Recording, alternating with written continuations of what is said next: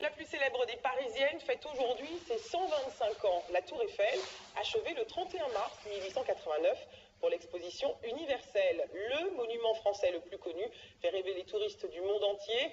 La Tour Eiffel, un passage obligé à Paris, souvent découverte avec surprise. Pierre-Stéphane Faure et Ingrid Carré. Elle se dresse, fière sur ses 4 pieds de fer. Et à 125 ans, la Tour Eiffel se porte comme un charme. Le charme de Paris, qui séduit chaque année 7 millions de touristes, dont 75% d'étrangers, toujours aussi impressionnés. Par sa taille surtout. Parce que jusqu'à maintenant, on l'a toujours vue sur des photos, mais on ne pouvait pas imaginer qu'elle était aussi grande. Elle est vraiment très haute. 324 mètres très précisément, et pour accéder au sommet, Wim joue les guides. Bonjour mesdames, messieurs, tout le monde descend ici. Pour le sommet, vous devez changer d'ascenseur. Second floor, you have to change lift to the top floor.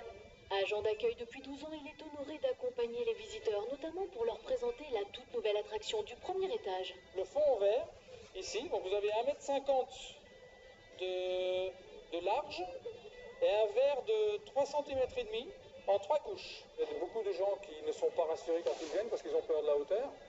Et finalement, on se rend compte qu'à la fin, ils ont été émerveillés d'être venus et on les voit, ils sont plus du tout les mêmes personnes. Du premier serrage de boulon le 1er juillet 1887 sous la houlette de Gustave Eiffel, il aura fallu 2 ans, 2 mois, 5 jours et 7300 tonnes de fer pour assembler les pièces métalliques et faire naître l'un des monuments les plus prestigieux au monde, le plus romantique aussi. En fait, c'était un cadeau pour lui, pour ses 50 ans. Et voilà, à la fin, c'est quand même l'amour qui nous a amenés ici.